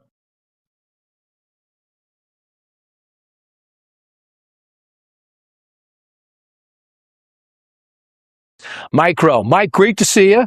You are involved in this debate. It's an interesting one instead of an elementary one. Where do you stand on it? Are you worried about the building of data centers? Look, I don't want to be glib about it the way I often am. There's some things about AI that frankly worry me to death, but data centers? I've seen this play before, man. I've seen it with Y2K. I've seen it with 5G. I've seen it with the pandemic. I've seen it with global cooling. I've seen it with global warming. to me, it feels like the latest thing we're supposed to be scared of. And I just don't get it. There are 5,000 data centers in the country right now. We've been living in a data center world for the last 30 years. Every email you've ever opened, every text you've ever sent, Spotify, Netflix, Amazon, your fantasy football league, all of it relies on AI, and not AI, but the data center itself. The crazy thing, man, I think people actually believe there is a cloud, filled with all of this information. It's just computers on racks in giant buildings built to hold computers on racks. They're talking about building 1,300 new ones. It's going to be a $10 trillion infrastructure build-out, according to Larry Fink at BlackRock and Scott Besson and J.D. Vance, all of whom I've spoken with about this. You're right. You can't put the poop back in the goose. We're here. We're in it. And unless we want to be as dependent on China as we currently are with ships and rare earths and everything else, we just can't afford to be this scared of it. Doesn't make sense. And we have triple the number of data centers that China has. They don't worry about regulations or what their people think. I think you might have noticed that. But we put up a chart while you were talking. This is what two people are worried about when it comes to AI. Then we'll get back to data centers. Oracle laid off 21,000, Amazon 16,000, Dell 11,000, Meta 8,000, PayPal 4,700 plus. When that happens, people get concerned about AI, and that's why the commencement speakers get booed at commencement addresses in May. How do you make sense of that? Look, I'm old enough to remember how many jobs were lost at Circuit City and Barnes & Noble. You could go down the list. When Steve Jobs introduced the first iPhone, it was way more disruptive than this. Look, again, I don't mean to minimize fear, because fear is scary, whether it's justified or not. But there's just no perspective to it. This is what building things looks like today. It looks like data centers. It used to look like something else. And if you go back a little further, again, we've been there and we've done it. It was terrifying to go from an agricultural economy into an industrial one. It was horrifying to go from industrial into technical, into financial services. Well, it's happening again, and it's scary because nobody has a crystal ball and nobody wants to be fired. But in my little slice of the internet, we're seeing job security like we've never seen in the trades that you mentioned before. My foundation has exploded. Not a week goes by that I don't hear from the leader of some consequential industry looking for ways to bring more electricians and plumbers and pipe fitters and CNC operators into the mix. The government's got the memo, Brian. They've just launched a new project called Build Freedom, and there are hundreds of thousands of jobs that are being created right now. And for the life of me, I don't know why nobody wants to talk about them. Right. Well, we got to get for example, in New York, they missed out on fracking. They said it's environmentally dangerous. Pennsylvania says, I'll try it, and it revitalized them. And Ohio said, I'll take it, thank you very much, and it revitalized them, Oklahoma. So they're willing to miss out on data centers now because they think it's a politically correct thing to do. But this would be plumbers and pipe fitters and electricians, right? And they'll be turning to Mike Rowe to do that, correct? Well, I'm here. I just got a $10 million donation from the Department of War to reinvigorate those exact jobs within the defense industrial base.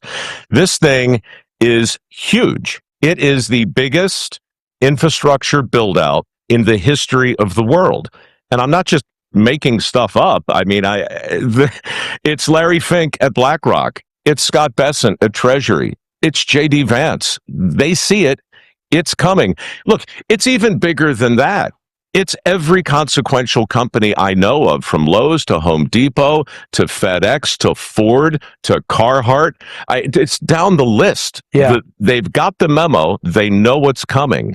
And one other thing that's important, I think, there is a war going on right now for public opinion. And the negatives you mentioned are real. It's like 75% negative for data centers and AI in this country. In China, it's 85% positive. And when you ask senators like Dave McCormick and some other guys high up on the food chain. What's going on? It's China, it's bots, it's TikTok. The amount of slop, if you will, that's been created to influence the way we think about this issue, it's enormous, and it's happening in real time right in front of us. Because the only way, Mike, to stop America is to work America through marketing. So this marketing that's going on against data centers and AI works to our enemy's advantage, and you see through it, and hopefully we'll unwind it and prove it. And Mike, by the way, I now know your price. If I want to get Mike Rowe in a tie, $10 million. It got you in a suit. I can't believe it. To receive a $10 million check. I don't even know what to bill you for this appearance, Brian, honestly. I know. Just invoice me and I'll handle it through PayPal. Micro. Hey, microworks.org. We've got the money. Seriously, there's millions of dollars waiting for work ethic scholarships, and we are serious. We've got interest like we've never seen, and we're going to train a lot of people this year. So please, this is legitimate. Get to him right now. He's got a great team to convert your inquiry into an occupation. Thanks so much, Mike Rowe. You're the best. Okay, there you have it. All right, perspective. This is slop. I'm on a text chain right now. We did a show. Some of you may have seen it. That we had a panel of conservative leaders in Ohio who are for and against data centers, and the panel went great, and it was really constructive. But the bottom line is, you can make data centers safe. They're not going to kill you, and the community can benefit like nothing else, as the mayor of Canton, Ohio, said in a news story this week when they asked him, "Why are you talking to this Dubai-based data center company to build a data center in Canton?" He said, "Because the days of steel mills and auto plants are over, and we aren't going to have the money to run the city without their property taxes." Okay, this is legit, to quote Kilmeade. So what are the problems? Here's a couple problems. This week, we set a new record for the most people not working. 106 million Americans who are over 18 and physically able are not working. Why? Because of all the fraud. Because of all the social welfare programs. Help these poor people. Help these poor people get a freaking job. And guess what? They'll pay you to get a freaking job. 106 million Americans aren't working? If you know anyone who is physically able, who isn't working, and you don't talk to them about getting involved with Mike Rowe or with the Meta program or the Google program, go to WeThePeopleConvention.org. We'll go back a couple in the articles section and look at Meta. $150 million they are giving to pay you while you're learning a trade and to give you a six-figure job after you learn the trade in 6 frickin' months. What the hell are we doing? And then talk to your congressman about cutting the fraud money. That's why nobody's working. They can sit on their ass and live off of you and me and America. That's not how you make America great. We made America great by working our asses off. This is the biggest thing since the GI Bill. When else did you get paid to learn something that would give you a great middle-class life? Every single American has this being handed to them. Be smart enough to grab it. Wow. Share the Mike Rowe video. It's in our video section, okay? And I'll put down in our things to do section this week, all these things you should do. I've had a lot of asks for you in this podcast. But you know what? What did this guy say? He said, fight, fight, fight. That's what he said. I'm asking you to fight, fight, fight. Right now, like your life depends on it, because it does. Take it personal. The SAVE Act is personal. Cutting the fraud is personal.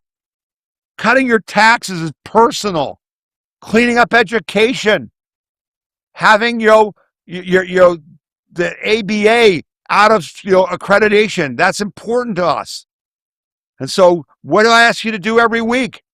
Tell people about this podcast and write to me at info at We the People Convention. Do you think using tactical nuclear weapons against Iran is insane? Or do you agree with me? Do you think it makes sense as a way to win the war over an ideology that doesn't understand negotiations? They need to surrender. Do you agree with me about data centers? Are you going to stand up to this garbage that they're peddling and be honest about data centers? Get the fear behind you. That's the fight. That's why you watch this podcast.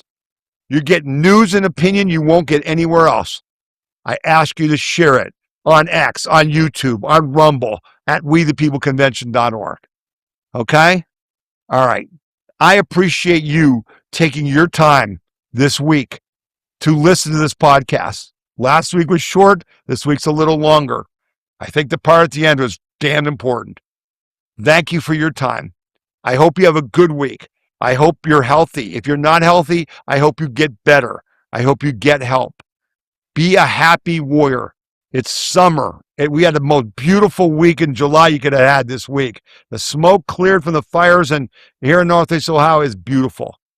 Enjoy your summer. Enjoy your family. Enjoy your freedom.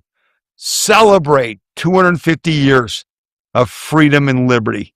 And then fight to protect it. Okay? All right. We're done for this week. Hopefully you'll be with us again next week. We'll be together. May God bless you. May God continue to bless our country. You've been listening to the We the People Convention weekly news and opinion podcast. And my name is Tom Zawistowski. We'll see you next week.